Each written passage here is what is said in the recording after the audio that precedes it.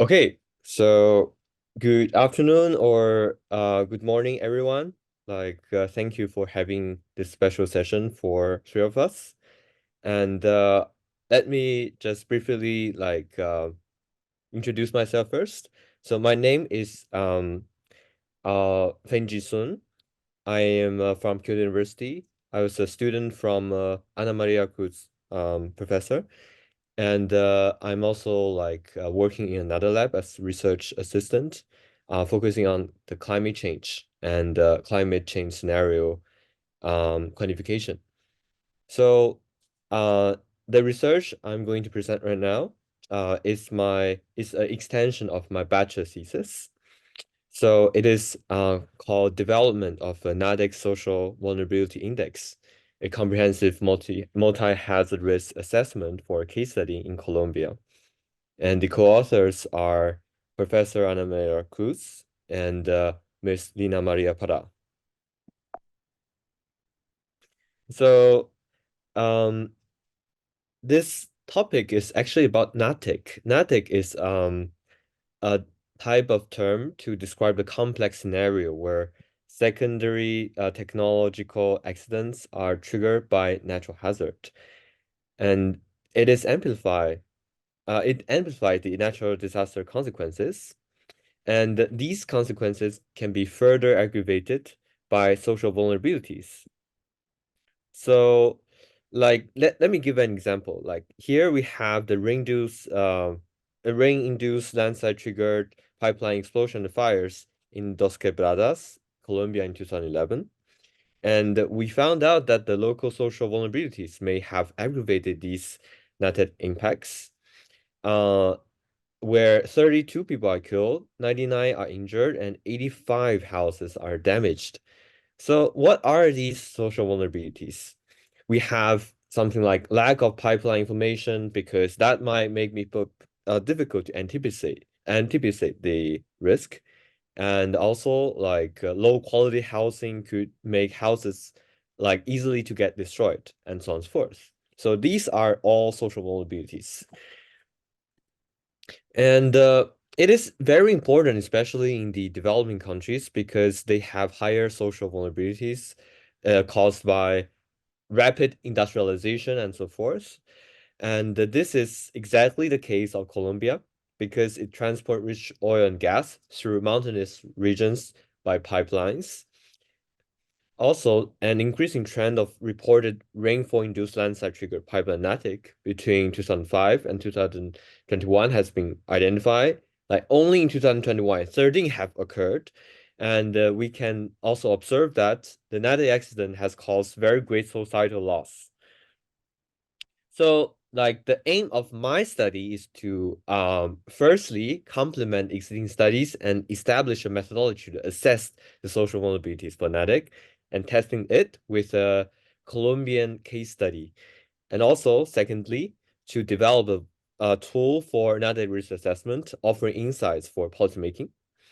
And thirdly, to evaluate the usability advantages and drawbacks of composite indicators in the context of Natech risk assessment, which could be done by the four steps below. First, to identify the Natech specific social vulnerability indicators.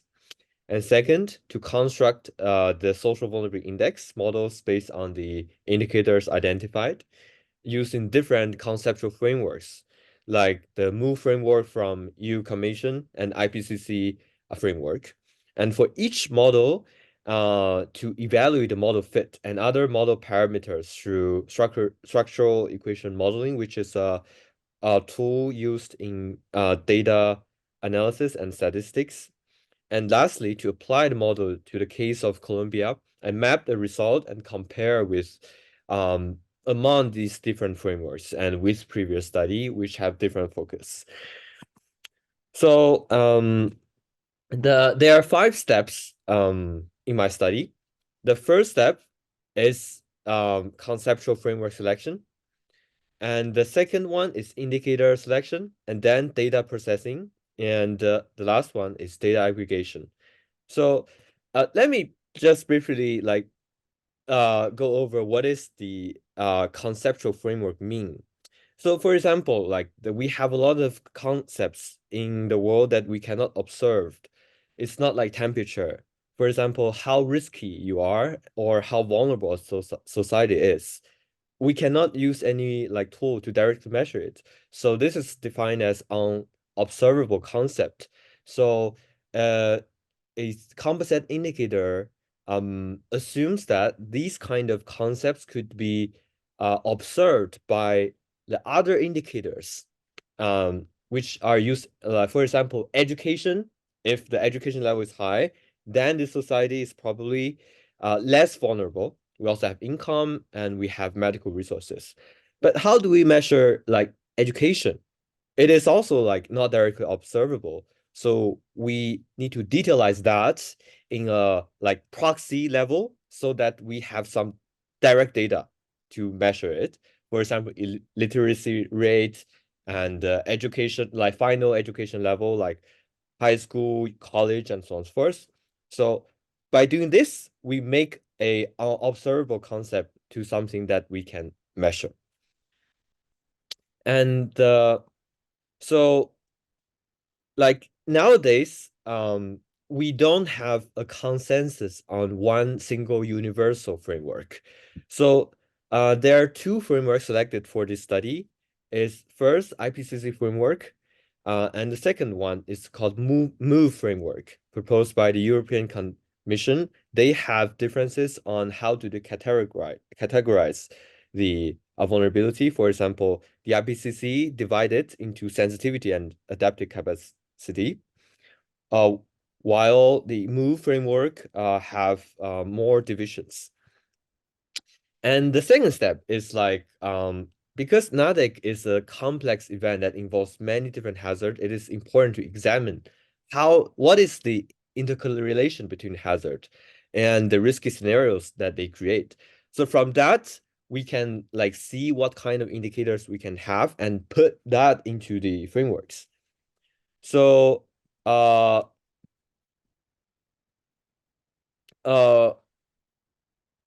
for example, we have identified there are 4 different types of intercorrelations.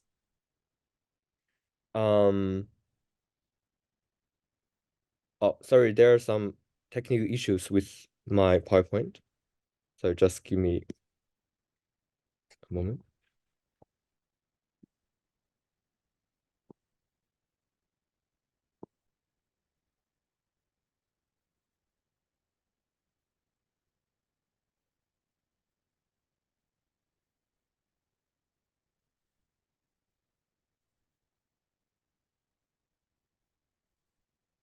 Can you see my screen? Not at the moment. Oh, okay. Let me see.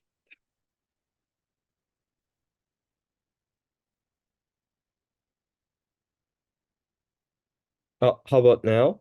Is it visible? Yes, we can. It's visible. Okay. Thank you. So, okay. So because it is complex and involves many different hazards, it's important to examine the intercorrelations between different hazards and what synergetic effects do they have.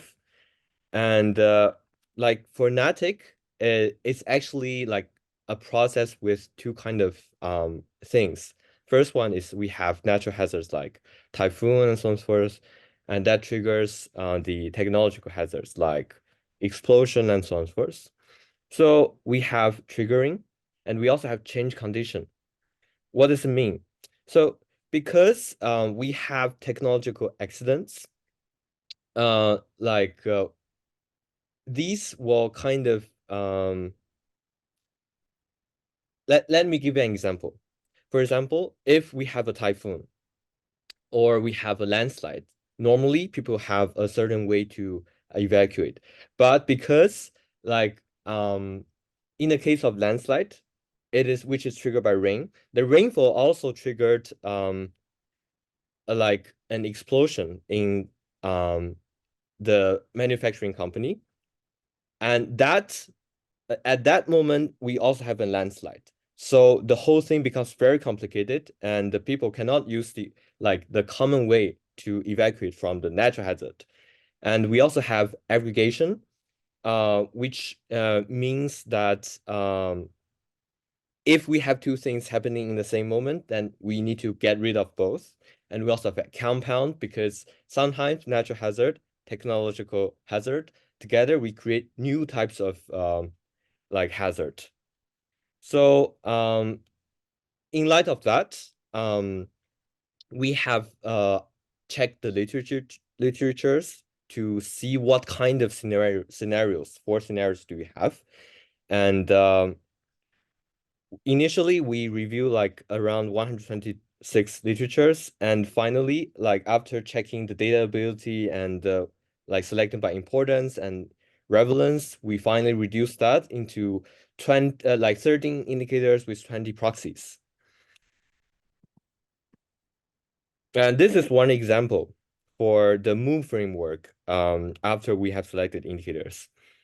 For example, as you can see, the vulnerabilities is measured by, let's say, susceptibility, which are some internal properties of the the people. For example, whether they are disabled or they need they are children, they need like parents, or their age, and also about the housing condition, because this is some property that is not like related to the social demographic properties. And we also have other aspects like lack of capacity to recover. Like, for example, if you are not like educated enough, then the people in this situation might not have enough knowledge to cope with the disaster. So after like constructing this, we have examined whether we need to examine whether the indicators like actually suit the hypothesis, because all of these indicators are hypothesized. So we use structural equation modeling to remove the hypotheses that are not strong, and we also evaluate the fit. So this is a conceptual diagram. Like we can identify and compare the different strengths of the hypothesis. For example, we have 1, 2, and minus, which indicates a negative relation, and so on and so forth.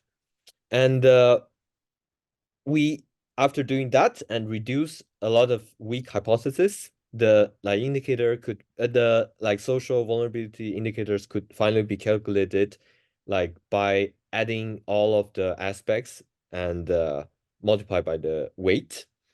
So, and then for each framework, the social vulnerability index is divided into 5 groups using Jenks natural breaks and projected onto Colombia municipal level map using GIS. And this is kind of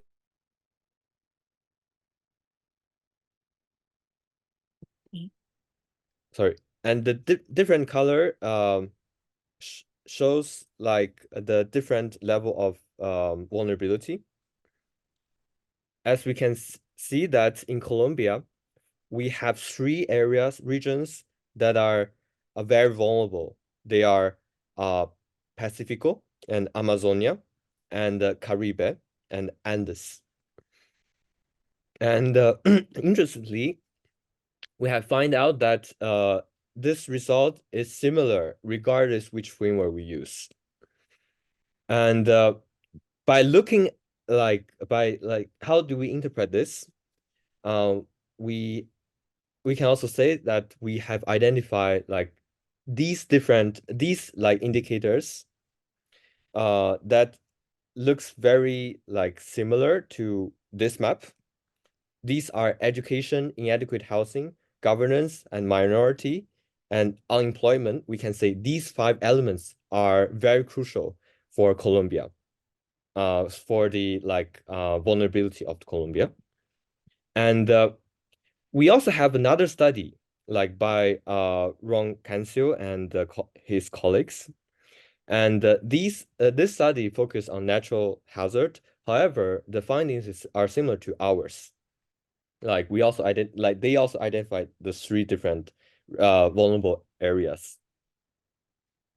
So how do we interpret the results? We can say that different frameworks have similar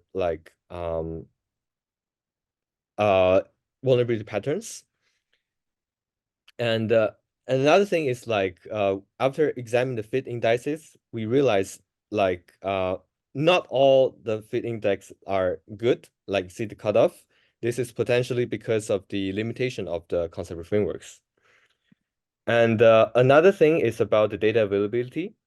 Like most of the industrial indicators, for example, personal protective equipment, are not available. And also the current census-based data falls short to specify the tech side of the Natech social vulnerability. So this potential harms the conceptual framework's validity. And the 5 potential other limitations are identified, but we don't have enough time to explain that.